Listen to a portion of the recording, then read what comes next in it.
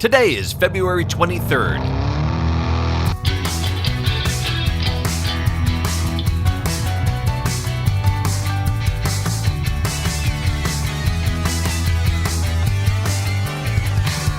It's the 54th day of the year, and this is the On This Day podcast.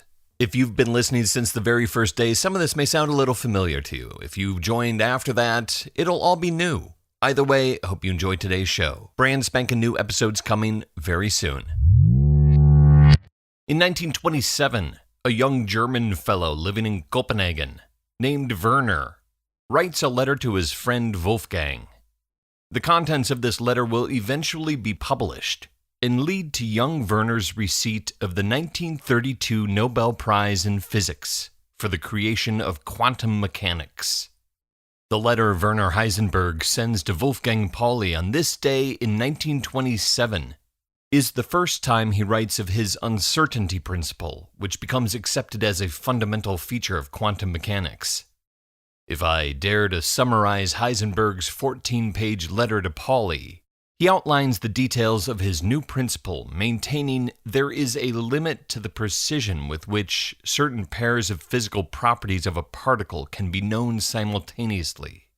I have no idea what that means, but if you do, go ahead and tweet me at OnThisDayPod. Heisenberg will go on to spearhead the German efforts to build an atomic bomb during World War II. On this day in 1945, Joe Rosenthal takes a photograph of Marines raising the American flag on Mount Suribachi during the Battle of Iwo Jima. We talked about the Marine landing on Iwo Jima a few days ago on February 19th. Marines achieved their objective of isolating Mount Suribachi on that day, D-Day, and capture the mountain on this day, February 23rd, 1945. A little after 10 in the morning, Lieutenant Harold Schreier leads a patrol to the top of the mountain, and they raise an American flag. It's a small flag, and Secretary of the Navy James Forrestal decides that he wants it as a souvenir. Battalion Commander Chandler Johnson is having none of that. The flag belongs to the battalion, so he gives the order to have it taken down for safekeeping and replaced with another American flag, a bigger flag that can be seen from the beach. Flag in hand, a patrol makes its way back up the mountain to raise the second flag. Photographer Joe Rosenthal tags along. At the summit, as Marines Ira Hayes, Franklin Sousley, Michael Strank, John Bradley, Rene Gagnon, and Harlan Block attach the flag to a water pipe they find nearby, Rosenthal puts his camera down so he can arrange some rocks to stand on for a better vantage point. He almost misses the shot as a result. Seeing the flag go up, he raises his camera and snaps the shutter. Joe Rosenthal wins a Pulitzer Prize for the photograph he shoots from the hip that becomes one of the most iconic images of World War II. The moment captured in that photograph, taken on this day in 1945, is reproduced in statue form for the Marine Corps War Memorial, located next to Arlington National Cemetery in Arlington, Virginia. On this day in 1954, the first mass polio inoculation takes place in Pittsburgh at the Arsenal Elementary School. The polio vaccine, created by Dr. Jonas Salk at the University of Pittsburgh, has been tested on humans on a very limited basis 2 years before this. Test subjects include Salk himself as well as his wife and kids. That year, 1952, over 3,000 people die from a polio epidemic, and another 21,000 are left paralyzed or crippled by it. It's mostly children that are affected. Polio epidemics have been seen with increasing regularity in the U.S. and Europe since the turn of the century. President Roosevelt is left partially paralyzed and in a wheelchair after contracting polio in 1921. Polio epidemics peak in the early 1950s once Dr. Salk's vaccine is introduced. The inoculation on this day in 1954 is the first mass field trial for the vaccine that will eventually eradicate the polio virus from the United States and most countries around the world. Back then, parents aren't fretting over whether to get their children vaccinated or not. They worry they might not get the vaccine soon enough. But after this day in 1954, the inoculations increase exponentially. By June of that year, almost 2 million children are vaccinated.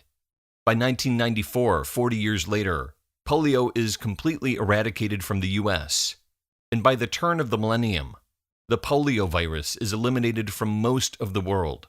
Last year, there were less than 100 cases worldwide. On August 2, 1990, Iraq invades Kuwait. By the end of the year, a UN resolution has been passed authorizing the use of military power against Iraq if Saddam Hussein does not withdraw from Kuwait by January 15, 1991. Well, he doesn't, and a U.S. and British-led coalition force begins aerial bombardment of Baghdad and Iraqi military targets the next day. A little over a month later, the ground phase of the Persian Gulf War, the first Gulf War, begins on this day in 1991. In the Persian Gulf, it's already the morning of the 24th. The first coalition troops roll across the border into Kuwait at 4 a.m. local time. Here in the United States, however, it's 8 p.m. the night before, on this day, February 23rd. 8 p.m., just in time for primetime television hours. I remember watching Dan Rather announce the start of the ground campaign during live coverage on CBS. This is before the time there are a dozen 24-hour news channels and information accessible online at the click of a mouse, tweeted out at 140 characters. So to watch hours of coverage of the start of the ground war in prime time was like watching the most surreal reality TV show before there was surreal reality TV. The start of a war, broadcast live and uninterrupted during prime time. Well, almost uninterrupted. After telling viewers the first coalition troops have moved across the border, Dan Rather throws to a commercial for Tums Antacid, which is appropriate, I suppose.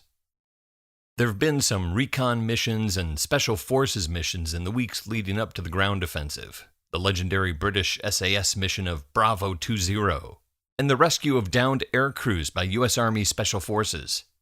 But it is on this day that America watches live in prime time as 150,000 coalition troops move across the border into Kuwait, encountering Iraqi troops who, for the most part, surrender on sight.